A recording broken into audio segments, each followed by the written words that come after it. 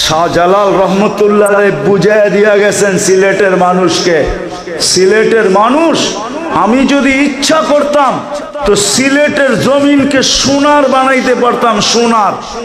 যেই ব্যক্তি জায়নামাজে বৈশা সিলেট সুরমা নদী পার হইতে পারে, ও সিলেটের মাটিকেও সোনা বানাইতে পারত। উনি বলছেন এইখানে বানায় কি লাভ হবে, এইখানে বানাবো না, জান্নাতে যায় বিল্ডিং সোনা দিয়া বানাবো। এই জন্য বানান নাই সাহাবারা, এই জন্য বানান নাই। বিদায় আমি কথা শেষ জায়গায় চলে আসছি। বুঝলে এতটুকুই যথেষ্ট। যদি আজকে এই মজমা অঙ্গীকার করে মনের থেকে, দিলের অন্তরের অন্তঃস্থল থেকে, যে আমি আল্লাহওয়ালা হইতে চাই, আর কিচ্ছু হইতে চাই না। কি চান আল্লাহওয়ালা হইতে?